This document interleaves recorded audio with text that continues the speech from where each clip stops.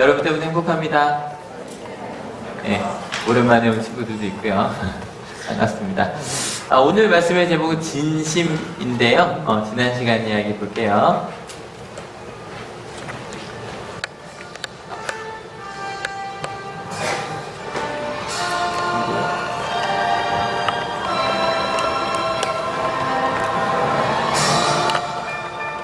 아마 2016년 12월은 아마 2002년처럼 평생 기억되지 않을까 싶어요. 그래서 많은 일들이 있었습니다. 요즘에 그런 얘기 있더라고요. 세상에 제일 재밌는 게 뉴스라고요. 그래서 실제로요, 영화 관객이 줄었답니다. 그리고 드라마 보는 숫자도 좀 줄었고요. 심지어는 술 판매도 좀 줄었다 그러더라고요. 왜냐면 다들 집에 가서 뉴스를 봐야 해서. 그래서 실은 아마 이번 주도 아마 그러셨을 것 같아요. 이번 주 내내도 그 청문회 보는데 정말 이런 일이 진짜 있나 싶은 데 있더라고요. 별 이야기들이 다 나오고요. 그리고 지금처럼 이렇게 국회나 청문회에 관심이 많았던 적도 청와대에 관심이 많았던 적도 없었던 것 같고, 또 수없이 많은 촛불에 대한 이야기들 계속 되고 있습니다. 네, 아무튼 다들 이 숫자 보셨을 때 많이 놀라셨을 것 같아요. 그죠? 저는 이 정도까지일 줄은 정말 몰랐는데, 내가 234표가 되고 나니까 이제 다들 놀랬더라고요. 어느 쪽이건 다 놀래서 지금 한참 뉴스에 나오는 게 뭐냐면, 그러면 누가 그쪽을 투표를 했는가? 탄핵 쪽으로 투표를 했는가? 또 다른 건 왜 했는가에 대한 질문들이 끊임없이 나와요. 그래서 왜냐면 저희는 이제 일단 한 많아야 210표? 좀 더 가면 갈 수도 있다고 생각했지만 생각보다 좀 더 많았기 때문에 이제 거기에 대해서 뉴스에 보니까 이런 얘기 나오더라고요. 국민의 소리를 귀 기울여 들은 결과다라는 것도 나오고, 또 실은 이제 저희끼리 얘기할 때는 이런 얘기도 하죠. 먼저 가라앉는 배에 먼저 뛰어내린 거다라는 얘기가 나오기도 합니다. 어느 쪽인지 잘 모르겠습니다. 근데 아마 일단은 무기명이니까 알려지지 않겠죠. 절대 알려지지 않을 겁니다. 왜냐면 알려줘도 되면 거기 이렇게 아예 불참하신 분들이 있거든요. 그게 제일 정확한 표현이었거든요. 나는 참여하지 않는다. 근데 다들 참여를 했기 때문에. 근데 아마 물어보면 100이면 100, 국민의 소리를 들었다고 이야기할까요? 가라앉는 배에서 먼저 뛰어내렸다고 얘기할까요? 100이면 100 다 자기들은 국민의 소리에 귀 기울인 거라고 이야기를 할 겁니다. 근데 여러분, 이게 지금 저희가 그냥 요즘 너무 많은 이야기들을 하고 있는, 요즘 국회의원이라 그러면 우리나라를 이끄는 가장 중요한 지도자들인데, 저희가 이런 말을 좀 함부로 한다는 것 자체가 되게 너무 아쉬워요. 안타깝고. 근데 우리 상황으로 돌아와도 실은 마찬가지입니다. 우리 상황으로 돌아와도 저희는 모든 그 결정에 대한 판단을 내게 유리한 것대로 기억하려는 경향이 있습니다. 그래서 아이들을 상담하든지 나중에 이제 그 부모님을 만나서 아이가 이럴 때 이런 상처가 있었습니다라고 말을 해드리면 부모가 기억을 못하는 경우가 되게 많고요. 똑같은 상황도 부모랑 자녀가 기억하는 그 상황이 달라요. 왜냐면 다 나한테 유리하게 기억을 만들어 갑니다. 근데 이런 게 우리만이 아니라 좀 위험한 게요. 이게 좀 어려운 말이더라고요. 해석학적 우상숭배라고 해서요. 좀 말이 좀 어렵긴 했는데 이 말이 되게 좀 필요해서 제가 좀 따왔습니다. 이런 거랍니다. 우리 많은 사람들이, 우리 여기 다 크리스찬들이니까 하나님을 위해 한다라고 했던 많은 일들이 실은 해석은 해석하는 거잖아요. 제가 이제 지난 몇 주간 해석의 내용이 중요하다는 말씀을 드렸었는데, 그게 나를 위한 것일 수 있더라는 거예요.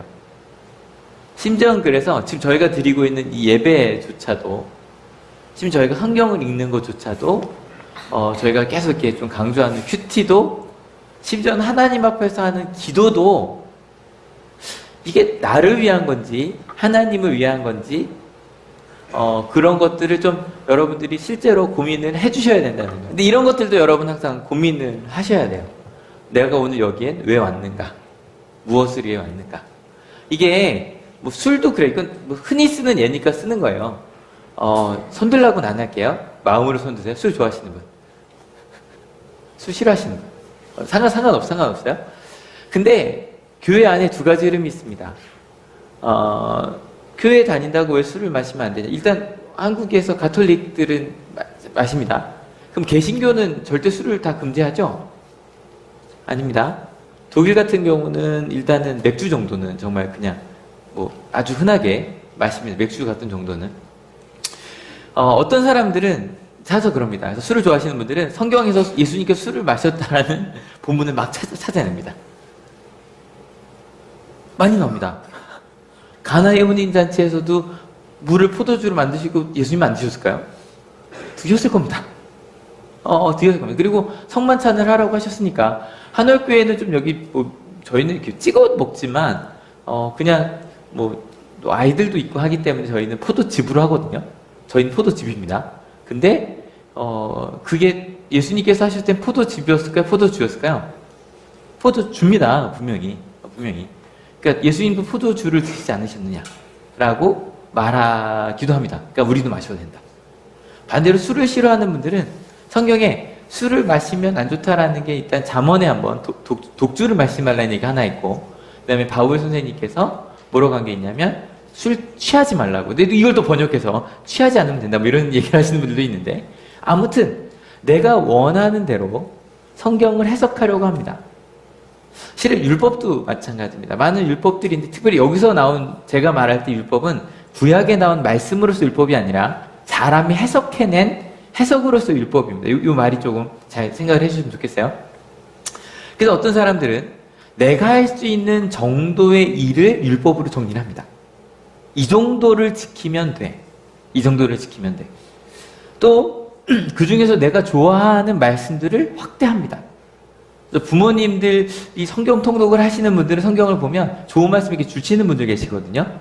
특별히 잠언이나 그런데 부모에게 공경하라 이런 데 이렇게 빨간 줄 막 쳐놓습니다. 자녀한테 보여주죠. 그리고 내가 좋아하거나 내가 할 수 있는 정도로 말씀을 제한합니다. 여러분 여쭤볼게요. 원수를 사랑하라. 예수님께서 하신 말씀입니다. 맞죠? 그죠? 어떻게 생각하십니까? 원수를 사랑하라. 어디까지 원수일까요? 그래서 저희는 생각합니다. 어디까지가 원수냐? 뭐가 원수가 아니다. 심지어는 얘기하는 거죠. 저 사람이 저러는 건 악마의 씨였어. 마귀가 하는 일이니까 미워해도 돼. 라고 갑니다. 여러분, 좀 제가 되게 두려운 말씀을 드리고 있는 겁니다. 우리가 하나님을 믿는다고 하고 예배를 드리고 있는데 그 내용이 하나님이 아닐 수도 있다. 해석학적 우상. 분명히 성경인데 내가 내 마음대로 해석을 해서 실은 우상을 섬기고 있는 것일 수도 있다라는 좀 두려운 얘기를 하고 있는 겁니다. 그래서 우리는 진심으로, 그러니까 주기도문 제가 강조 좀 자주 하는데 주기도문 앞부분 같이 외워서 기도해 볼게요. 준비 시작. 하늘에 계신 우리 아버지여, 이름이 거룩히 여김을 받으시오며 나라에 임하옵시며 뜻이 하늘에서 이룬 것 같이 땅에서도 이루어지이다. 여기까지. 전반부는 그래서 다 하나님의 뜻과 나라를 묻는 이야기가 나옵니다. 끊임없이 저희는 그 하나님의 나라와 뜻을 물어야 합니다. 그래서 그 진심, 오늘 제가 원래 말씀해 준 거 세포라고 했다가 너무 딴 게 생각이 날 것 같아서 제목을 좀 바꿨는데 진심. 정말 우리 마음 가운데 있는 진심이 무엇인가? 저희는 때로 그 많은 일들에 대해서 좀 가끔 이렇게 좀 솔직해져야 될 때가 있습니다. 내가 지금 어떻게 그 길을 걸어가고 있는가? 그래서 제가 요즘 저 가운데 있는 모토가 하나 있는데 같이 한번 읽어주세요. 준비 시작. 착한 척하지 말자. 내가 하나님 앞에 섰을 때 착한 척하지 말자. 내가 어떤 존재인지 주님 앞에 분명하게 이야기를 하자. 그 진심이라는 단어를 좀 마음에 품고 오늘 말씀을 나누려고 합니다. 그래서 그런 의미로 전 요즘은 2016년의 12월은 우리 대한민국만이 아니라 특별히 한국교회, 그리고 우리 은혜가 삶이 된 우리 한월교회도 기회, 아니 좀 더 가서 저는 굉장히 큰 기회인 것 같습니다. 왜냐면 여러분 이 자리에 왜 오셨나요? 왜 기도하시고 왜 기도하냐를 언제 할 수 있냐면 여러분이 언제 기도하시는지 보시면 됩니다. 기도의 내용을 보면 그럼 내가 왜 신앙생활을 하고 있는지가 보입니다. 만약에 주기도문처럼 끊임없이 하나님의 뜻과 나라를 물으며 가고 계시다면, 그것도 또 우리가 해석할 수 있지만 잘못 해석할 수 있지만, 근데 만약에 대학을 해서 기도하다가 합격하고 떨어지고 하나님을 떠난다면 다른 것들도 마찬가지. 그런 것들이 우리에게 신앙의 목적이 무엇인지를 좀 보여줍니다.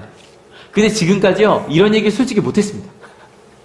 한올교회는 그게 좀 했다고 생각을 하는데, 왜 이런 이야기들을 하면 교인이 좀 떠날 것 같기도 하고, 좀 그런.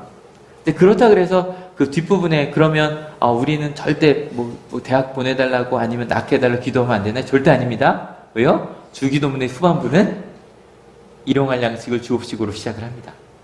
항상 할 수 있습니다. 하지만 무엇이 더 내 마음의 중심인지 아마 좀 다 꺼내놓고 나서 새로운 출발을 할 수 있는 굉장히 중요한 기회가 아닐까라는 생각을 합니다. 좀 어려운 말인데요. 해석학적 우상숭배. 내 마음대로 성경을, 예배를, 신앙을 해석해서 우상숭배를 하고 있을 수도 있다. 라는 이야기를 대놓고 할 수 있어서 참 좋습니다. 우리 마음껏 생각을 해봅시다. 왜냐면 지난주에 이 말씀 드렸던 것 같아요. 하나님의 계명은 딱 한 단어로 뭐라고 말할 수 있다? 한 단어로. 사랑이라고 해서 다시 한 단어로 뭐라고 할 수 있다? 사랑. 근데 사랑에 두 가지 원칙이 있었습니다. 첫 번째, 시작. 두 번째, 예수를 사랑하는 것. 그래서 정말 내 마음 가운데서 하나님을 사랑한다는 게 뭔지, 그 뜻을 찾아가는 것, 그리고 정말 그렇게 사랑하며 살아가는 것. 근데 혹시 내 경험과 내 이익을 위해 하나님을 제한하고 있지는 않은지, 이건 어떻게 할 수 있냐면 내 신앙에 대한 태도가 그때마다 달라지면 그러면 그러고 있을 수도 있습니다. 예를 들어 이런 거죠. 왜 나를 사랑해 주지 않지? 라고 생각을 하며 내가 사랑하고 있지 않다면, 그러면 그때 달라지는 거니까. 그죠? 내 마음이 어떤 상황에 따라 다 흔들리는 건 당연한 건데 하나님에 대한 고백조차 달라진다면, 그렇다면 고민해 봐야 합니다. 제가 이 좀 어려운 얘기가 아니라 조금 생각을 해야 되는 얘기를 시작한 이유가 있습니다. 오늘 말씀이 어찌 보면 바울의 좀 이중성을 보이는 것 같은, 그때 바울이 달라지는 것 같은 모습을 보여주는 본문이기 때문입니다. 지난주에 이야기를 좀 다시 가야 돼요. 지난주에 바울에게 야고보가 뭐라고 말했냐면 정결 내의 후원자가 되라고 말했습니다. 왜냐하면 바울이 율법을 함부로 한다는 소문이 있었거든요. 그것 때문에 가장 율법대로 살려고 노력하는 나실인들이 마지막에 마무리 예배를 드릴 때 헌금을 드려야 되는, 예물을 드려야 되는데 가난한 그걸 못 드리니까 그걸 후원하는 게 굉장히 그 당시 아름다운 일이었다라고 알려줬다고 말씀을 드렸었습니다. 그래서 율법을 무시한다는 오해를 좀 풀라는 겁니다. 근데 제가 지난주에 이 질문을 하면서 그래서 바울이 정결례 후원자가 됐을까요? 안 됐을까요? 라고 여쭤봤을 때 꽤 많은 분들이 안 했을 겁니다라고 얘기를 하셨습니다. 왜냐면 바울은 분명히 율법, 다시 한번 말씀드리지만 성경에 있는 율법이 아니라 율법의 해석으로서의 율법, 지금으로 보자면 주일 예배 아니면 다양한 교회에서 만들어낸 그런 규칙들, 그것이 하나님의 계명의 필요 충분 조건 아니다. 그건 아니라는 것. 그래서 바울이 제일 많이 싸운 건 할례였고, 할례라는 게 율법을 다 지키려 한 사람들이 하기로 한 거다. 기억하시죠? 바울이 정말 율법은 하나님의 계명이 아니다라고 얘기를 했다면 정결례 후원자가 되라고 이야기했을 때 뭐라고 했어야 됐을까요? 안 한다고 했어야 됐을 것 같지 않아요? 진짜로? 근데 바울은 이렇게 했습니다. 같이 읽어볼게요. 그래서 바울은 그 다음날 그 네 사람을 데리고 가서 함께 정결 예식을 한 뒤에 성전으로 들어갔다. 그리고 정결 기한이 차는 날짜와 각 사람을 위해서 예물을 바칠 날짜를 신고하였다. 했습니다. 게다가 더 큰 문제가 이 네 사람은 나실인 정결례를 드리는 4명입니다. 4명이고 거기에 보면 함께 정결 예식을 한다고 합니다. 여러분, 함께라는 건 누구도 했다는 거예요? 바울도 했다는 겁니다. 그러면 바울도 뭔가 부정해졌기 때문에 정결 깨끗하게 한다는 거거든요. 정결해져야만 하는가? 실은 율법에 의하면 이방인이랑 밥만 먹어도 부정해집니다. 그래서 정결 예식을 실제로 바울도 7일 동안 했다는 겁니다. 청결하게 하다, 그리고 신성하게 하다는 뜻이 있거든요. 단지 정결예의 후원자가 된 것만이 아니라 바울 자신도 정결 예식을 치렀다는 겁니다. 보통 이게 7일 걸립니다. 7일. 그래서 그 신약 성경을 읽다 보면 예수님께서 예루살렘으로 올라가는데 예수님께서 예루살렘으로 간다는 이야기를 듣고 사마리아 사람들이 예수님을 이렇게 피했다는 얘기가 나와요. 이것 때문에 그래요. 왜냐하면 예배를 드리러 가는 유대인들은 일주일 동안 아무도 안 만나려고 했거든요. 유대인이 아니라면. 그러니까 막 함부로 했을 거예요. 그러니까 그 7일을 바울이 정결례, 예수님, 그러니까 유대인들만 만났어야만 했습니다. 여기서 문제는 바울의 동료 중에 이방인 그리스도인들이 있었습니다. 맞죠? 여기 잘 생각하고 얘기해주세요. 잘 생각하고 얘기해주세요. 바울은 그 7일 동안 이방인 자기 동료들, 뭐 디모데는 할례 받았으니까 괜찮고, 다른 많은 같이 갔던 그 이방인 그리스도인들을 7일 동안 만났을까요? 안 만났을까요? 한번 손들어 볼게요. 바울은 지금 이 정결례를 치르는 7일 동안 이방인 그리스도인들을 만났을까요? 안 만났을까요? 이건 한번 손들어 볼게요. 정답이 없기 때문에 물어볼 수 있는 거예요. 만났을 것 같다. 7일 동안. 그래도 나는 중요하니까. 안 만났을 것 같다. 정답은 모릅니다. 왜? 안 나와 있습니다. 근데 어느 쪽이어도 문제가 좀 됩니다. 만약에 이방인 그리스도인들 만났다면 정결례가 정치적 행위가 돼버리죠. 그죠? 그 문제를 모면하기 위한, 그러니까 눈 가리고 아웅하는 게 되는 거예요. 만약에 안 만났다면 이방인 그리스도인이 황당했을 것 같지 않아요? 저기 바울사님, 가까이 좀. 7일 동안 난 널 못 만나. 왜요? 우리 유대인 율법에 의하면 넌 부정한 사람이야. 황당했겠죠, 그죠? 하여간 모르겠습니다. 어떻게 된지 모르겠습니다. 근데 그런 일을 하고 있는 중요한데, 27절, 시작. 그 일회가 거의 끝나갈 무렵에 아시아에서 온 유대 사람들이 성전에서 온 바울을 보고 군중을 충동해서 바울을 붙잡아 놓고, 근데 그 7일을 지내고 있는데 아시아에서 유대 온 사람들, 아마 아시아에서 가장 오래 있었던 곳이 에베소니까 에베소에서 온 사람들일 것 같습니다.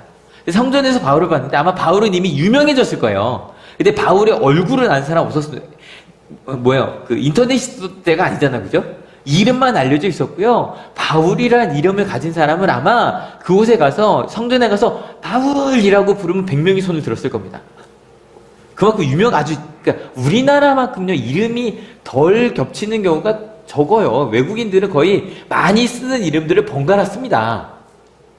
진짜로. 폴이라는 이름 되게 많잖아요. 폴이 바울이거든요. 피터라는 이름 되게 많잖아요. 제임스 야고보고요. 그런 것처럼 진짜 바울이라는 이름이 많거든요. 근데 진짜 지금 소문에 무성한 바울이 누군지를 알만한 건 직접 본 사람밖에 없고, 아마 최근 3년 동안 에베소에서 있었던 사람들이 아마 바울을 알아봤을 겁니다. 그래서 보자, 야, 저 사람이 바로 그 바울이지? 우리 동네에 있었던, 우리 율법을 무시하는 바울이지? 라고 얘기하고, 그래, 이게 되니까, 사람들이 막 모여서, 왜냐면, 이게 실은 에베소에 있던 유대인들이요, 바울을 붙잡고 싶었어요. 꽤 오래전부터. 근데 가봤자 법적으로 안 되는 거예요. 이방인들이 왜 유대인들이 여기서 뭐해? 심지어는 너메드리오라고 하는 에베소 출신의 꽤 유력한 사람이 바울을 뭐라고 하려고 해도 못했단 말이에요. 근데 지금 이 성전 안에 우리 편밖에 없잖아요. 그죠?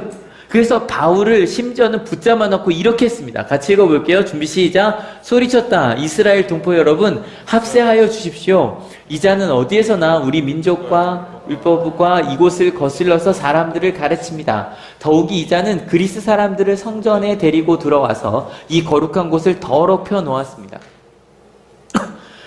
일단 여기 나온 이곳이라는 건 성전이고요. 근데 여기까지 보면 아까 말씀드렸지만 솔직히 바울이 한 말이 율법은 하나님의 계명이 아니라고 얘기했잖아요. 그죠? 그러니까 유대인들이 바라볼 때 바울이 하는 말은 우리의 율법을 실은 중요하지 않게 얘기하는 것이라고 해석할 수 있는 거였습니다. 이거는 맞는 말입니다. 근데 문제는 두 번째입니다. 그리스 사람을 성전에 데리고 들어왔답니다. 만약에 데리고 들어왔다면, 그렇다면 이스라엘 상징인 성전으로 이방인을 데리고 왔다면 실은 뭐라고 써있냐면 입구에 딱 써있답니다. 이방인이 이곳에 들어오면 죽을진이라고 써있답니다. 실제로 써있었답니다. 그래서 실제로 죽여도 됐었고요. 성전을 더럽혀 놓았다고 할 만했습니다. 일단 야고보가 제안을 했던 바울의 정결례는 실패인 것 같습니다. 그죠? 근데 일단 실패인 것 같은데 일단 팩트체크를 또 지난주에 한번 해봅시다. 팩트체크를 해봅시다. 그리고 나서 이렇게 얘기를 했거든요. 같이 읽어볼게요. 준비 시작. 이는 그들이 에베소 사람 드로비모가 바울과 함께 성내에 있는 것을 전에 보았으므로 바울이 그를 성전에 데리고 들어왔으리라고 생각하였기 때문이다.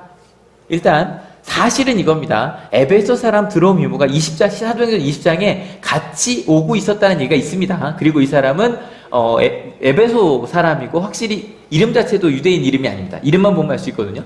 그러니까 이방인 그리스도인이 맞습니다. 그러니까 이방인입니다. 그리고 함께 분명히 예루살렘 성내에 있었을 겁니다. 여기 성내는 성전이 아닙니다. 예를 들어 여러분 아산에 들어왔다고 한올교회에 온 건 아니죠. 우리도 마찬가지입니다. 온양 한올고등학교 그 영내에 들어왔다고 한올교회에 온 건 아닙니다. 그죠? 그러니까 이런 이제 그곳에 예루살렘 성전이라고 하는 큰 곳에 와 있었던 겁니다. 여기까지는 진실입니다.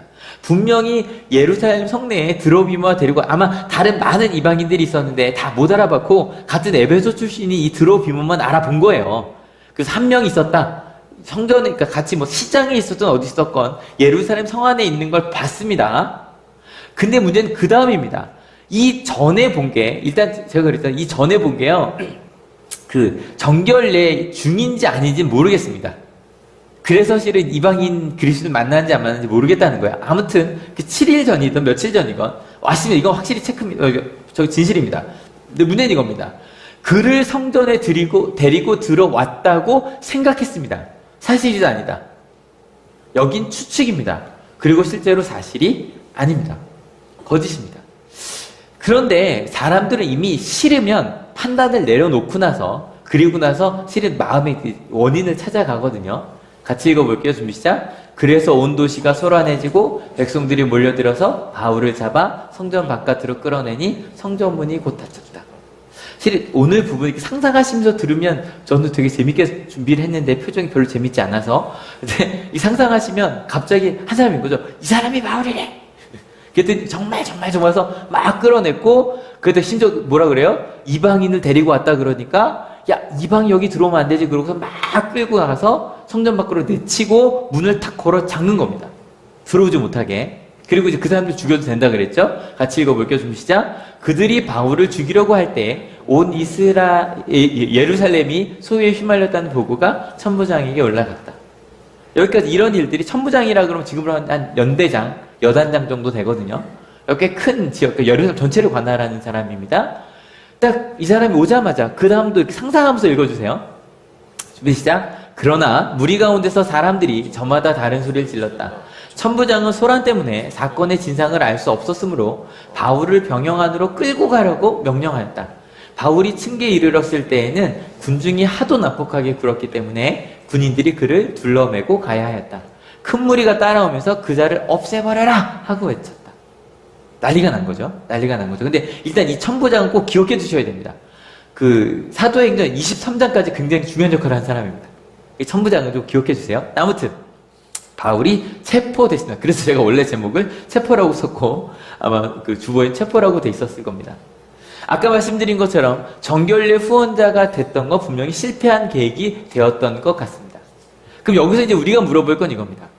바울의 진심. 왜 거기서 정결례를 행했냐는 거죠. 아무튼 그러고 나서 이제 막 끌려가다가 몇 대 맞다가요 경찰에 끌고 가주면 다행인 거 아니에요? 그죠? 막 경찰에 끌고 가서 영내로 들어서 문을 쾅 닫았습니다. 좀 소리가 좀 잦아들었을 거고 한숨을 내쉴 때쯤이었는데 갑자기 바울이 이렇게 행합니다. 같이 읽어볼게요. 바울이 병영 안으로 끌려 들어갈 즈음에 그는 천부장에게 한 말씀 드려도 됩니까? 하고 물었다. 천부장이 당신은 그리스말을 할 줄 아오? 아마 이 천부장이라는 사람은 그러니까 예루살렘 사람들이 워낙 좀 드세기 때문에 또 뭐야 그러고 이제 끌고 갔는데 근데 갑자기 여러분 생각해봐요. 막 외국에 가서 만날 사람도 없는데 갑자기 우리나라 말로 한국말 할 줄 아세요? 그러면 되게 반갑겠죠, 그죠? 그렇지. 정말 반갑거든요. 너무너무 반가워서 딱 그리스 말을 하니까 이 사람이 깜짝 놀라서 자기는 유대인들을 다 무식한 사람일 줄 아는데 이게 뭐냐면 자부심 있는 사람들이 외국말을 잘 안 합니다. 저는 스페인 갔을 때 너무 놀랐던 게 정말 워터도 못 알아듣습니다. 이 정도 다 해줄 것 같잖아요. 근데 왜 스페인 사람들은 우리가 왜 영어를 해? 우리가 더 큰 나라인데. 실제로 스페인어 쓰는 나라가 굉장히 많거든요. 아무튼 그런 것처럼 유대인들도 자부심이 되게 강하기 때문에 그 당시 영어라고 할 수 있는 그리스 말이 아니라 아랍말만 썼었거든요. 그랬더니 너무너무 반가워서 혹시 야 너 폭동 일으킨 사람 아니냐 그랬더니 아니라 그러고 나서 이 바울이 이렇게 말합니다. 같이 읽어볼게요. 바울이 대답하였다. 나는 길리기아의 다소 출신의 유대 사람으로 그 유명한 도시의 시민입니다. 저 사람들에게 내가 한마디 말을 하게 허락해 주십시오. 그리고 나서 이제 말이 통하니까 나는 여기 출신이다. 다소가 어디냐면 여기가 예루살렘이고요. 다소는 여기 있습니다. 그냥 우리가 볼 때 저기 있구나 싶은데 아마 그 당시에 되게 유명한 도시였나 봅니다. 누구나 알 수 있는 꽤 큰 자랑할 만한 것. 왜냐면 저희 학생들이나 청년들도 가끔 얘기하다 보면 나 서울 출신이야 뭐 이런 얘기할 때가 있거든요. 근데 실은 여러분 혹시 아십니까? 서울 출신들은 난 서울 출신이야 라고 말하지 않고 난 강남에 살아라고 말을 합니다. 근데 아무튼 나는 어디 출신이라고 얘기하지 어디 뭐 서울 전체를 말하지 않습니다. 아무튼 근데 갑자기 바울이 저 사람들 누구냐면 자기를 향해서 밖에서도 저자를 없애버리라고 이야기하는 사람들에게 한마디를 하겠다라고 이야기를 합니다. 그러자 같이 읽어볼게요. 선부장이 허락하니 바울은 층계에 서서 무리에게 손을 흔들어 조용하게 하였다. 잠잠해지자 바울은 히브리 말로 연설을 하였다. 봐요. 막 시끄럽습니다. 막 들어가자마자 내가 한마디 해도 됩니까? 됐다 그랬더니 그 영내, 그러니까 군부대 안에 층계 위로 올라가서 딱 바라보니까 사람들이 막 이렇게 죄송해요. 저기 나올 뻔했어요. 저 사람 막 이렇게 얘기했겠죠, 그죠? 근데 갑자기 딱 손을 드니까 일단 그 안 손을 드니까 다들 잠깐 조용해진 겁니다. 그리고 나서 히브리 말로 연설을 하기 시작을 합니다. 일단 2개 구월하네요. 그죠? 합니다. 그리고 이 바울의 연설이 실은 굉장히 감동적입니다. 이 연설은 다음 시간에 갈 건데요. 중요한 건 여기까지인데 제가 물었던 질문이 이겁니다. 바울은 왜 정결례를 행했을까? 분명히 율법이 하나님의 계명이 아니라고 이야기를 했다면 그럴 수 없다라고 얘기하는 게 맞을 것 같죠, 그죠? 근데 그게 율법이 중요하지 않으니 사실 이랬어야 됐을 거예요. 야고보한테 목사님 당신도 아시지 않습니까? 그게 중요하지 않다는 걸. 제가 그걸 하고 나면 나중에 이방 성도를 어떻게 합니까? 라고 했어야 되는데 바울은 왜 정결례를 실제로 행했을까? 지난주처럼 그 바울이 직접 쓴 서신서들이 있거든요. 거기서 한번 그 이유를 찾아보겠습니다. 같이 읽어볼게요. 준비 시작. 유대 사람들에게는 유대 사람을 얻으려고 유대 사람같이 되었습니다. 율법 아래에 있는 사람들에게는 내가 율법 아래에 있지 않으면서도 율법 아래에 있는 사람을 얻으려고 율법 아래에 있는 사람같이 되었습니다. 여기 보니까 좀 애매한데 유대 사람들이 있고 율법 아래에 있는 사람들이 있다는 거 뭐냐면 유대인들도 있고요. 유대인들 중에서도 난 율법을 100% 지켜야 된다라고 생각하는 율법 아래 완전히 살아가는 사람들이 있어요. 근데 그들이 누구든 자기는 그 사람들처럼 되었대요. 그뿐만이 아니라 21절도 읽어볼게요. 율법이 없이 사는 사람들에게는 내가 하나님의 율법이 없이 사는 사람이 아니라 그리스도의 율법 안에 사는 사람이지만 율법 없이 사는 사람들을 얻으려고 율법 없이 사는 사람같이 되었습니다. 길게 이건 왜 그러냐면 오해할까봐 자세하게 얘기한 거예요. 나는 그리스도 율법이 있다 라고 이제 자세히 얘기했지만 구체해 보이기도 하는데 중요한 건 반복되는 단어는 그 사람들을 얻으려고 그랬다는 겁니다. 근데 이걸 보고 나서 그 바울 선생님들 기록이 철새 정치인처럼 여기 갔다 저기 갔다 그러는 거 아니야? 도대체 바울은 왜 그런 거야? 그것도 바울 자신이 직접 얘기를 합니다. 22절입니다. 고린도전서 9장 시작. 믿음이 약한 사람들에게는 약한 사람들을 얻으려고 약한 사람이 되었습니다. 나는 모든 종류의 사람에게 모든 것이 다 되었습니다. 그것은 내가 어떻게 해서든지 그들 가운데서 몇 사람이라도 구원하려는 것입니다. 내가 그렇게 여기부터는 박쥐처럼 정확합니다. 박쥐처럼 여기부터 이게 중요합니다라고 말하고 지금 저기 중요합니다 말하고 아마 지금 상황에 일단 지금 너무 국민들의 의사가 한쪽으로 가 있으니까 근데 이분은 만약에 5대5였다고 하더라도 바울은 아마 보수 쪽에 가서는 보수처럼 이야기를 하시고 진보 쪽에 가서 진보처럼 얘기를 하시고 아마 그러셨을 거예요. 그 이유는 내가 만난 사람을 구원하고 싶었기 때문이라고 말합니다. 여러분 구원이란 단어가 소조란 단어가 두 가지 구원이 있었다 그랬어요. 문제가 없는 것도 구원, 이건 보통 사람들이 말하는 구원이고 바울이 말한 이 소조라는 구원은 실은 완전히 그 자리가 바뀌는 거거든요. 그래서 구원을 말할 때는 이렇게 생각하시면 됩니다. 여러분 구원 받으셨습니까? 손 들어주십시오. 난 구원 받았다. 나는 하나님의 구원 얻었다. 예, 내려주십시오. 아직 손을 많이 못 드시는데 이게 이렇게 생각하시면 됩니다. 구원을 받는다고 말할 때는 구원받기 전의 상태와 구원받기 이후의 상태가 달라지면 구원이라고 말할 수 있습니다. 그러니까 만약에 문제 없는 거라면 우리 계속 문제가 있잖아요. 그죠? 그러니까 구원을 못 받은 게 될 텐데 여러분이 생각하시는 게 자꾸 그런 겁니다. 내 신앙이 아직 문제가 있기 때문에 나는 구원을 받지 못했다고 착각을 하시는 거예요. 근데 소조라는 그 단어를 보면 구원받기 전의 상태와 예수님을 믿기 전의 상태와 믿고 난 다음의 상태가 달라진 게 있다면 구원을 받은 겁니다. 예를 들어서 구원받기 전의 상태에 대해서 유대인과 이방인의 상태가 좀 달랐을 거예요. 유대인들은 이런 것 때문에 지금 여기서 제가 아까 제가 봤을 때 손을 안 든 분들이 모태신앙인들이 꽤 많이 안 들었거든요. 그분들이 안 든 이유는 유대인과 비슷합니다. 예를 들어 뭐냐면 우리만 이런 것들을 잘 지켜야 돼 라고 했던 많은 규칙들이 있었습니다. 그걸 내가 다 지키지 못했기 때문에 난 아직 부족해 라고 생각해서 손을 못 드셨을 수 있습니다. 두 번째, 이방인들이라면 교회 때 처음 나오신 분들은 구원이 뭔데? 그러고 앉아 계실 수 있습니다. 맞는 얘기입니다. 구원이 뭔지 모르는데 내가 구원받은지 어떻게 할 수 있겠습니까? 그죠? 그래서 그것도 마찬가지. 그래서 저희는 이방인들은요, 처음에 말씀을 들어서 제일 황당한 게 이런 거 쓸 것 같아요. 우리가 죄인입니다 그러면, 그러니까 기독교의 기본 고백이 이거거든요. 우린 죄인인데 나를 위해 예수님이 죽으셨다는 겁니다. 그래서 제가 만약에 딱 앉혀놓고 나서 처음에 우리 처음 교회 다니기 시작한 우리 아영이한테 넌 죄인이야 그러면 이럴 수 있다. 목사님은요 뭐 이럴 수 있습니다. 무슨 얘기 하세요? 니는 이러고 싸울 수 있습니다. 왜 나만 죄인이야? 난 문제 없어. 나는 문제 없어. 그러니까 아마 이 둘이 구원받기 전의 상태일 겁니다. 여러분은 어느 쪽인지 모르겠습니다. 생각해 보시면 나는 이런 규칙을 잘 지키는 우리들은 구원을 받아. 근데 난 아직 부족한 것 같아. 라는 생각하는 이쪽에 있습니까? 아니면 이쪽으로 가서 난 잘 살고 있는데 왜 나보고 문제가 있다 그래? 라는 쪽입니까? 하여간 그게 어느 쪽이든 그게 우리가 예수님을 알기 전의 상태입니다. 그러니까 모태신앙인들이 많이 이쪽에서 머무는 경우가 많아요. 나는 교회 왔으니 구원 열차를 타고 있는데 나는 천국 열차 갖고 있는 것 같은데 난 못 갈 것 같은. 이게 되게 좀 아이러니하죠, 그죠? 그쪽에 있든지 아니면 나는 난 문제가 없는데 교회는 그냥 편해서 재밌어서 오는 거야? 이 정도만 생각하시든지 어느 쪽에 있든지. 근데 예수님을 만나서 구원을 받으면 마찬가지 유대인과 뭐 이방인 상황이 좀 다르겠죠?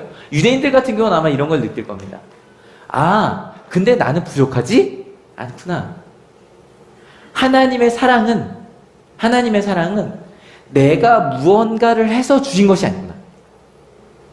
이걸 알게 되는 게 실은 모태신앙인데 저도 하나님 만날 때 1991년 10월 둘째 주 화요일 1교시 얘기할 때 그때 만나는 게 저 이거였던 것 같습니다. 이렇게 부족한 나를 정말 하나님이 사랑하셨구나. 있는 모습 그대로 사랑하셨구나. 반대로 이방인들이 느낀 것도 하나님의 사랑입니다. 근데 그 하나님의 사랑은 뭐냐면 여러분 이방인들의 신들은 정말 째째합니다. 그리스 로마 신화 같은 거 보십시오. 그죠? 좀 예물만 좀 내 마음에 안 드는 것들도 좀 째려보고 심지어 이쁘다 그러면 뭐 하다 뺏으려고도 하고 그게 실은 신인데 하나님은 그런 하나님 아니다. 하나님은 그런 하나님 아니다. 여러분 아까 제가 실은 바울이 정결례를 드릴 때 이방인 그리스도인들을 만났을까 안 만났을까 그랬는데 실은 나중에 천국 가면 물어보려고 합니다. 바울 선생님께. 근데 그냥 제 생각에 바울은 그 7일 동안은 이방인 그리스도인과 함께 하지 않았을 같이 안 했을 것 같습니다. 제 생각에. 실은 제가 이 사도행전 설교를 2010년에도 했었거든요. 그때는 같이 했다라고 했는데 이번에 말씀을 준비하면서 좀 묵상을 하다 보니 실은 제 생각입니다. 아닐 수도 있습니다. 틀려도 됩니다. 안 했을 것 같습니다. 근데 만약에 안 했다고 생각해봐요. 근데 그랬을 때 아까 그랬단 말이에요. 그럼 이방인 그리스도인들이 좀 황당하고 상처받지 않았을까요? 그랬잖아요. 전 아니었을 것 같습니다. 왜냐하면 이 사람들에게 바울은 너무너무 자기와 함께 와서 이방인들 손을 붙잡고 무릎 꿇고 기도하고 뭐 같이 밤을 새면서 이야기를 하고 같이 식사를 나누고 막 이랬을 거란 말이에요. 유대인들이 뭐라 그래도. 그리고 실은 뭐 바울이 얘기할 때 내가 실은 바리새인이었어 라고 말했다 그래도 여러분 바리새인이 뭐였는지 몰라요. 그 사람들은. 그죠? 근데 갑자기 예루살렘에 왔단 말이에요. 그 바리새인이 원류가 있단 말이에요. 그것을 아는데 여러분 혹시 그런 거 있어요? 그냥 친하게 막 지내는데 나중에 그 사람이 되게 높은 사람이었던 거예요. 깜짝 놀라는 거죠. 제가 군인이었을 때 누가 저녁을 먹어본 적이 있냐면 별 하나인데요. 별 하나가 어디 별이냐면 저기 어디죠? 기무사. 군대 안 갔던 잘 모르겠어요. 기무사라고 그러면 우리로 보면 가장 높은 정보기관입니다. 그러니까 국정원 원장 정도 되는 거예요. 군대에서. 기무사 거기 최고 책임자랑 밥을 먹은 적이 있습니다. 그냥 이모 친구인 줄 알고 먹었습니다. 나중에 알고 봤더니 그분이 엄청난 분이었습니다. 그러니까 실은 이 사람들도 바울은 그냥 우리 가까운 사람인 줄 알았는데 갑자기 딱 예루살렘에 갔더니 이 사람이 바리새인 중에서도 다음 주에 나오겠지만 가말리엘의 문하고 굉장히 존경 많은 서울대 출신인 거예요. 하버드대 출신에 자기가 생각할 때 가장 저 사람 왜 저래라고 했던 유대인의 아주 전형적인 사람이었던 거예요. 근데 여호와 어떻게 그런 바리새인 중에 그 바울이 우리랑 그렇게 3년 동안 뒹굴었지? 와, 바울 선생님 대단하시다. 무슨 말인지 아시죠? 얘기해주기 전에 모르거든요. 얘기해주기 전에는. 그 7일 동안, 바울 선생님 몰랐어요. 저 몰랐어요. 지금까지 우리가 그랬던 거, 죄송해요. 먹으면 안 되는 돼지고기도 한번 먹었을 거예요. 바울은. 먹지 말라고 했는데, 성경에 율법이 먹지 말라고 돼 있거든요. 근데 분명히 먹었을 거예요. 돼지고기도 제가 볼 때. 이거 먹으면 안 되는 거지. 몰랐다고. 근데 어떻게 드셨냐고, 그때. 그래서 제가 7일 동안만 당신에게서 좀 떨어져서 있겠다고 하지 않았을까? 좀 제가 생각을 너무 많이 상상했나요? 전 이랬을 것 같아요. 왜냐면 바울이 전한 예수님의 십자가가 그런 거였거든요. 또 반복합시다. 내가 먼저?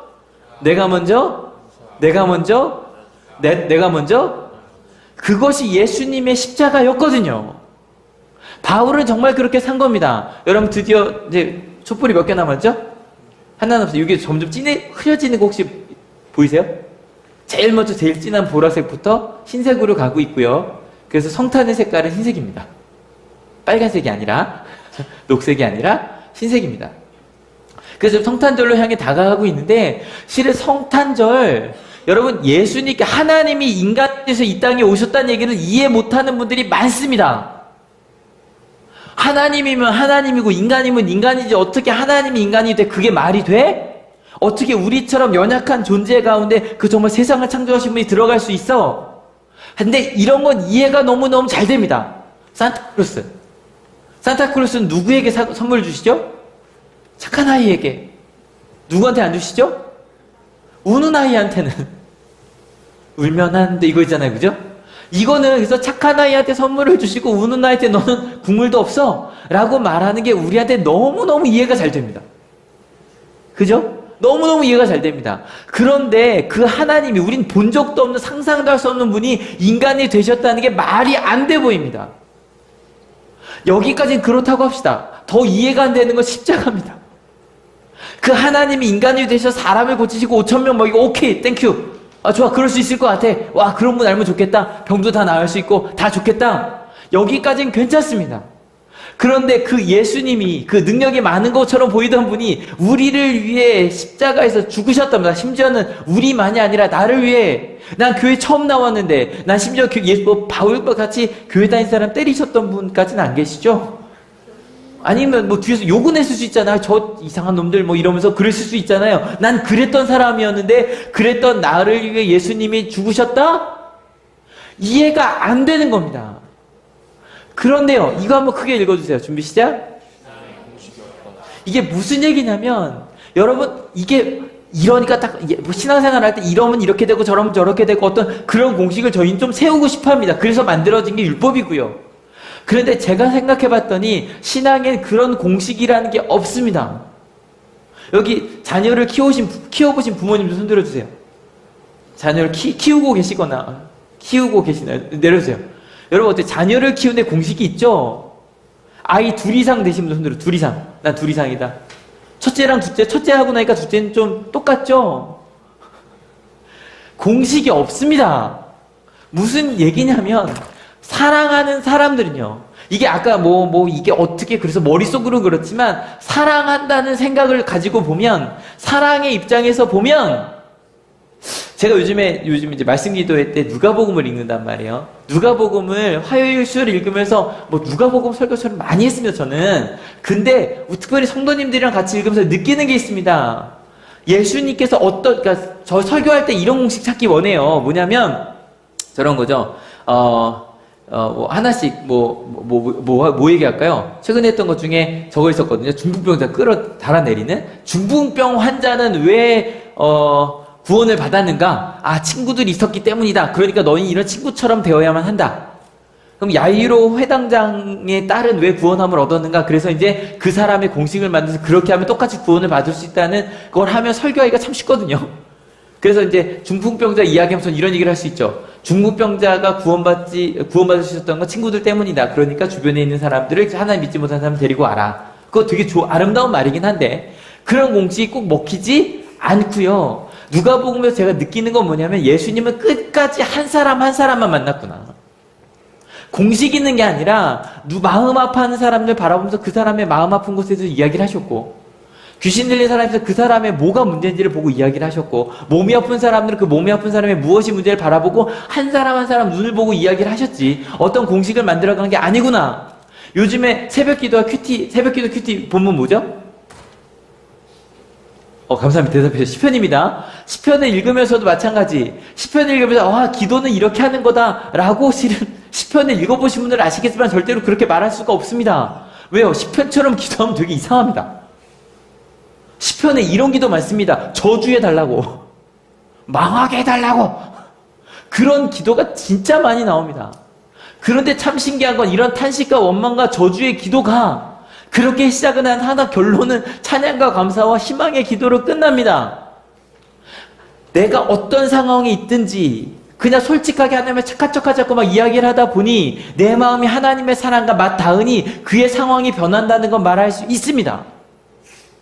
여러분 신앙생활도 마찬가지입니다. 신앙은 이렇게 해야 된다라고 정답을 말해 드릴 수는 없습니다. 심지어 여러분이 다니고 있는 속해 있는 한올교회는 감리교입니다. 감리교는 교리가 없습니다. 여러분 장로교회는 교리가 있습니다. 칼뱅이 맞아요. 칼뱅에 이게 뭐죠? 무슨 크게 기독교 강요. 맞아요. 감사합니다. 기독교 강요. 이게 강요한다는 강요가 아닙니다. 기독교 강요라는 그 책을요 4년 내내 공부하고 틀렸다니까 되게 좋은 내용이 많습니다. 그래서 칼뱅의 그런 개혁주의라고 말하는데 그것에 따라 신앙을 맞춰가려고 끊임없이 지금 몇 년 동안 노력하고 있는 몇천 년까지 아니구나 몇백 년도 하고 있는 게 장로교입니다. 근데 최소 여러분이 다니고 있는 한올교회는 기독교 대한 감리회는 교리가 없습니다. 그리고서 그때마다 하나님의 사랑을 받은 이들은 어떻게 살아가야 되는가를 한 몇십 년에 한 번씩 교리적 선언이란 이름으로 선언을 하고 있는 중입니다. 여러분 우리는요 하나님 앞에서 사랑받는 존재인지를 끊임없이 물으셔야 하고요 사랑을 받았다면 내가 어떻게 해야 되는지를 끊임없이 물어보면서 가야 됩니다. 그래서 다를 수 있습니다. 오늘은 내가 이렇게 행동했지만 내일은 이렇게 행동할 수도 있고요. 전에 가끔 예를 드는 것 중에 하나인데 한 목사님이 어떤 선교를 하셨냐면 서울역에서 그 노숙자 선교를 하신 거예요. 근데 제 복음 좀 말씀드릴게요 그랬더니 한 노숙자가 이랬답니다. 소주를 반컵 종이컵에 쫙 따른 겁니다. 여러분 종이컵에는 소주가 얼마나 들어가죠? 반병이 들어간다는 걸 저는 왜 알고 있죠? 반병이 들어갑니다. 소주 반병을 딱 주고 이거 원샷하면 내가 15분 복음 전할 기회를 주겠다고 목사님이 하셨답니다. 소주 한 병 마셨다면 어떻게 되나요? 엄청나겠죠, 그죠? 막 알뜰탈한데 막 보내는데 좀 해서 15분 끝나서 됐어 가. 그럼 한 번 더 마시면 15분 더 줄 거냐고. 그래서 또 15분 만에 또 원샷을 하십니다. 한 명을 먹은 거죠. 15분 동안. 나중에 막 이러니까 막 웃으면서 여기 목사가 지금 술 취해갖고 또 돌아다닌다고 막 웃으면서 갔답니다. 여러분 그때에 따라 우린 달라질 수 있습니다. 그리고 달라야 합니다. 그때마다 물어봐야 됩니다. 실은 요즘에 우리가 가장 많이 이야기하는 그분 있잖아요. 만약에 우리가 그분처럼 난 한 번도 잘못하지 않았다라고 생각을 한다면 난 항상 사랑만 했다라고 생각을 한다면 그건 거짓입니다. 여러분, 우리 크리스찬들은요, 끊임없이 사랑했기 때문에 나는 무엇을 해야 되는가를 물으면서 가야 되는 사람입니다. 실은 지금 여기 고등학교 2학년 학생들의 표정이 시작부터 좀 어둡습니다. 이유가 있습니다. 사랑하는 친구가 하나님 나라로 갔습니다. 하나님을 너무너무 사랑했던 아이기 때문에 나중에 하나님 나라에서 볼 것을 믿습니다. 하지만 그동안 보지 못하는 건 너무너무 마음이 아프죠. 이 말을 하는데 제 마음이 이렇게 아픈데 같이 앉았던 친구들의 마음은 어땠을까요? 근데 어제 엄세호 목사님께서 실은 글 하나 올려주셨는데 그 아이가 아빠에게 쓴 편지가 있었습니다. 아빠, 내가 항상 말로 표현은 자주 안 해도 사랑하는 거 알지? 맨날 우리 때문에 고생해줘서 고마워, 사랑해. 진짜 사랑하면 이렇게밖에 말할 수 없습니다. 나는 항상 너를 사랑했다고 말하는 건 사랑이 아닙니다. 노력하는 거. 사랑했기 때문에 바뀔 수 있는 거. 여러분, 바울이 왜 정결례를 시작했냐라는 걸로 시작했습니다. 여러분 마음속에 오늘 좀 많은 질문을 제가 던져드리는 설교인 것 같은데, 내가 혹시 해석학적 우상숭배에 빠지지 않았는지를 꼭 고민해 주십시오. 정말 나를 위해서인가? 그리고 나서 그러면 해석학적 우상숭배에 빠지지 않으려면 어떻게 해야 되는가? 여러분, 사랑해서 무엇을 해보셨는가 생각해 보십시오. 사랑해서 내가 하지 않던 일들을 한 게 무엇이 있는지 생각해 보십시오. 하나님 사랑해서 나는 이렇게 살지 않았어. 전 그 얘기가 너무 좋았습니다. 한 분이 어떤 얘기를 하셨냐면, 교회 다닌 지 얼마 안 돼서, 목사님, 저는 지금 제가 오는 길에 개가 짖었는데, 저는 저 같으면 원래 그 개를 발로 찼어요. 근데 내가 예수님을 알게 되었기 때문에 차지 않고 돌아서 왔어요.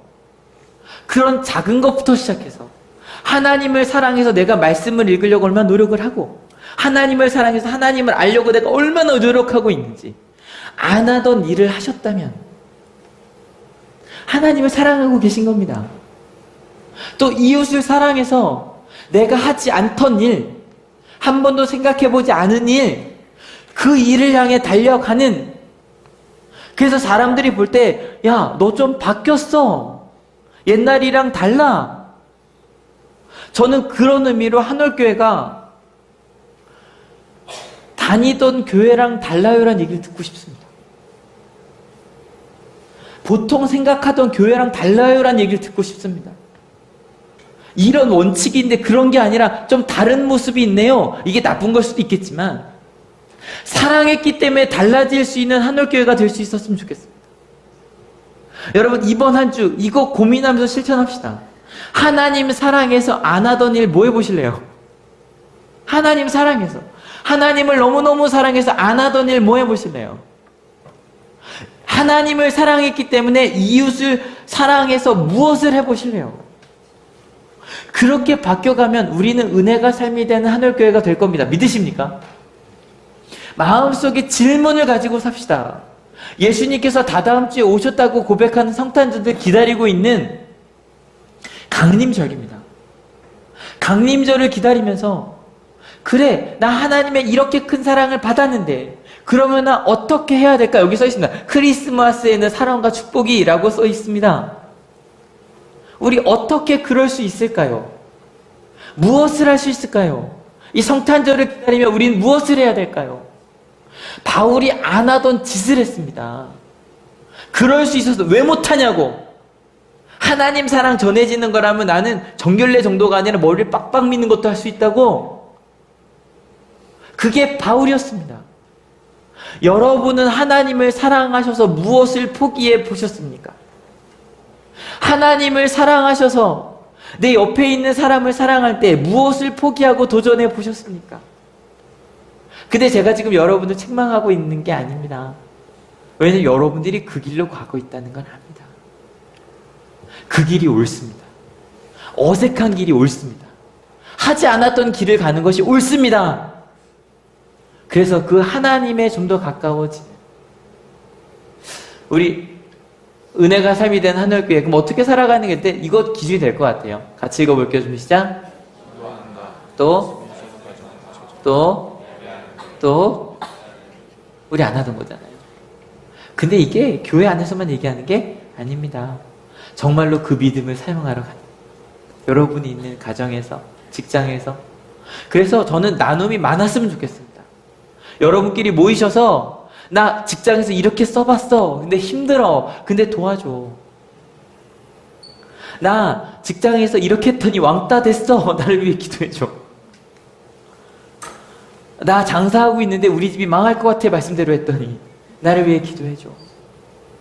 말씀대로 했더니 어떻게 가야 되지? 나 좀 도와줘. 그리고서 그런 이야기를 할 수 있는 안전한 교회. 오늘 말씀은 꼭 질문해서 끝나는 것 같은 게 은혜로 온 게 바울의 그 연설인데 그거 다음 주에 하니까. 하지만 여러분, 예수님께서 이 땅에 여러분을 위해 오셨습니다. 믿으십니까? 그것을 믿는다면 우리 좀 떠나가 봅시다. 내가 믿었던, 내가 생각했던, 문제 없다고 생각했던 곳에서 하나님을 향하여 저희 같이 찬양 부르려고 합니다. 그 사랑 부를 건데요. 그렇게 떠나가야 되는 이유 딱 하나입니다. 하나님의 사랑을 알기 때문입니다. 나 같은 것을 사랑하신 하나님의 사랑을 알기 때문에, 야, 나 같은 걸 사랑하시네. 나 같은 걸 사랑하시네. 그러니까 그 사랑을 나눌 수 있는 겁니다. 제가 요즘에 제 말대로 이제 반목회를 한다고 이제 하고 있습니다. 제가 원래 저희 목회자들 사이에서 밥사 목사로 유명합니다. 밥 사주는 목사로. 근데 성도님들이랑 밥 먹는 줄 별로 없죠? 그래서 배고프신 분 전화하십시오. 밥 사드리겠습니다. 평택도 가겠습니다. 일주일에 한 3번 정도 지금 이제 아이들부터 시작해서 어른들까지 밥을 먹어서 좀 개별적으로 얘기를 하고 있는데, 얘기를 하면서 드는 생각이 있습니다. 뭐냐면, 하나님이 우리 한옥교회 참 많이 사랑하시는구나 라는 걸 느낍니다. 삶의 자리에서 도전하는 여러분들 만나 참 좋거든요. 우리 학생들은 많이 사달라고 하십시오. 사주다 돈 부족하면 얘기하세요. 네, 제가 드릴게요. 청년들 우리 전도사님께. 저한테 하셔도 좋고요. 근데 그거 아십니까? 저희를 만나는 것도 좋을 텐데요. 성경 속에서 하나님을 만나면 더 좋습니다. 그래서 그 하나님의 사랑 많이 받아. 바울처럼 전 별거 아니야. 나 다 버릴 수 있어. 하나님 사랑 나눌 수 있다면 그렇게 사랑에 충만한 우리 한옥교회가 되었으면 좋겠습니다. 같이 찬양할게요. 아버지 사랑 내가 노래해.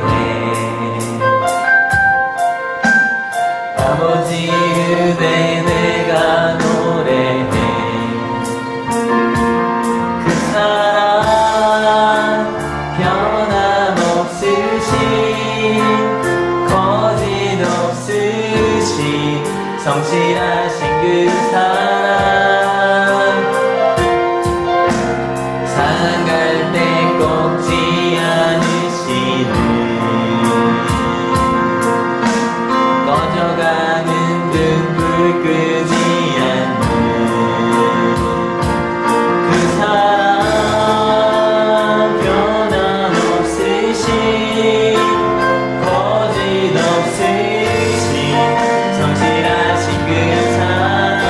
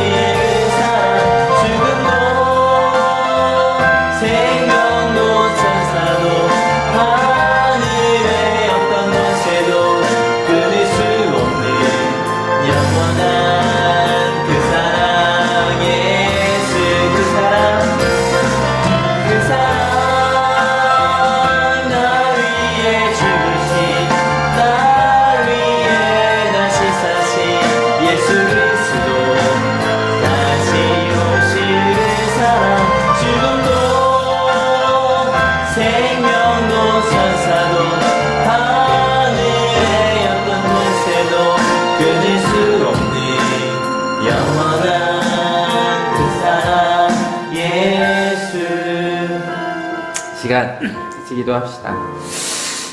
감사합시다. 여러분 예수님 때문에 안 하던 일 하고 계시죠?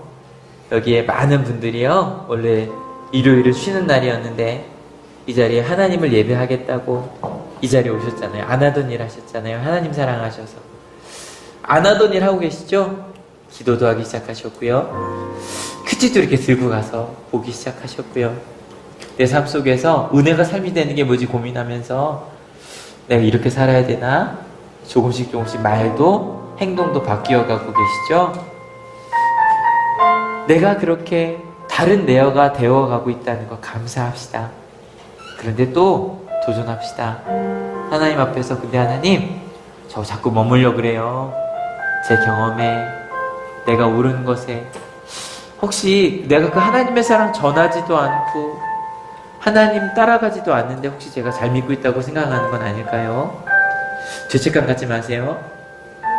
아버지의 사랑을 몰랐던 그 안타까움, 하나님의 사랑을 알았으니 저 진짜 그렇게 살겠다라고 하는 결단, 그런 것들이 우리를 은혜가 삶이 되게 할 겁니다. 이제 같이 기도하실 때 하나님의 사랑 알게 하셔서 내가 다른 삶을 살고 있으면 감사하시고요. 하나하나 예를 들어 하나님 좀 이러고 있어요, 저러고 있어요. 감사해요.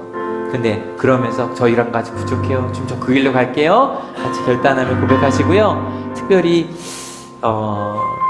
친구들을 잃은 우리 친구들이 있어요. 또 사랑하는 제자를 잃은 선생님들이 또 이 자리에 계신 거 아시죠? 같이 기도해 주세요. 하나님 나라 가서 만나겠죠. 근데 그 과정 속에서는 저희가 많이 위로해 줘야 될 거예요. 함께 있어야 될 거예요. 그렇게 함께 기도해 주세요. 같이 기도하시겠습니다. 하나님 아시죠? 주님 아시죠? 우리가 그 길 함께 걸어갑니다. 하나님의 사랑 가운데 걸어갑니다. 바울이 안 하던 길 같습니다. 유대인들이 가지 않던 길을 갑니다. 왜냐하면 하나님의 사랑을 알았기 때문입니다. 하나님 사랑에서 그는 오락가락했습니다. 이 사람 만나선 이렇게 말하고 저 사람 만나선 저렇게 말했습니다. 왜냐하면 나를 위해서가 아니라 하나님의 사랑 때문이었습니다. 내가 받은 사랑이 너무 커서 어떻게 하면 그 사랑을 전해줄까?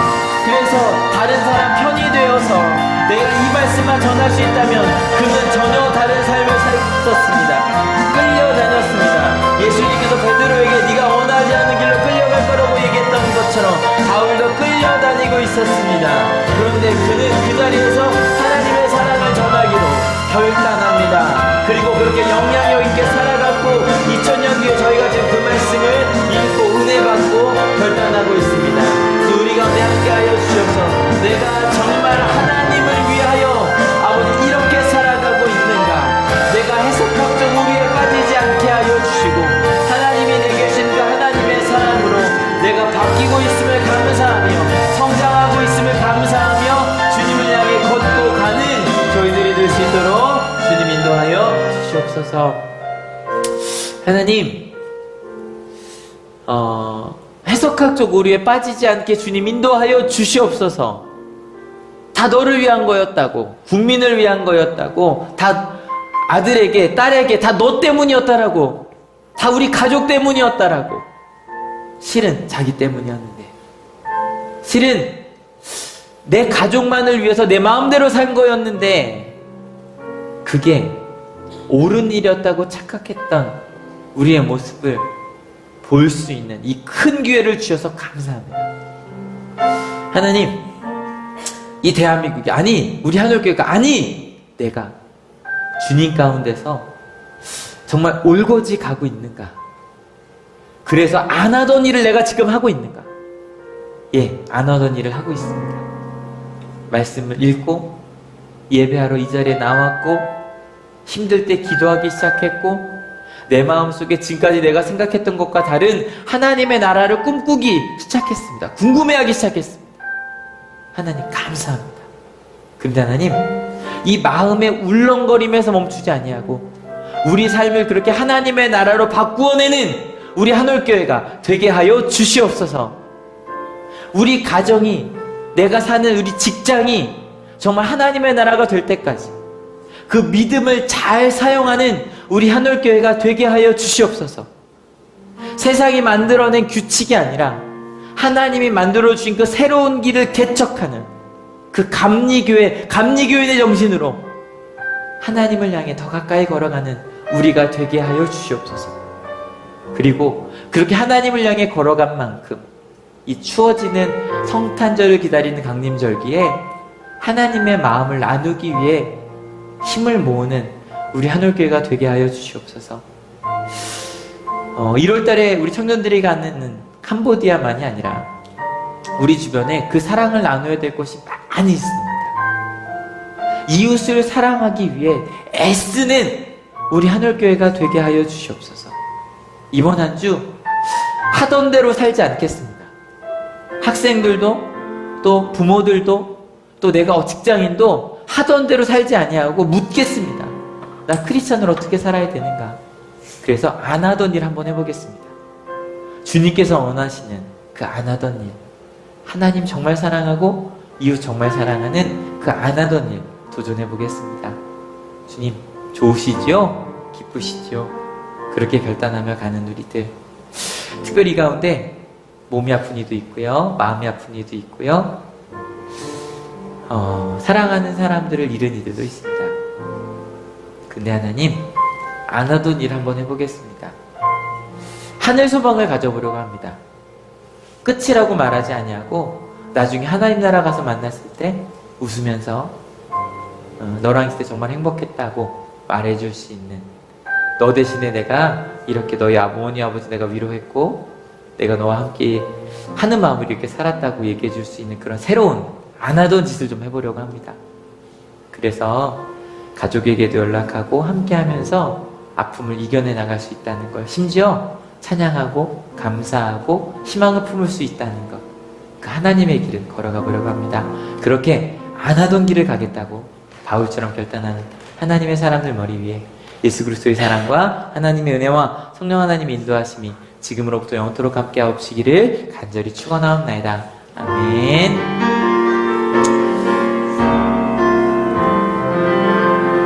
예, 자 일어납시다.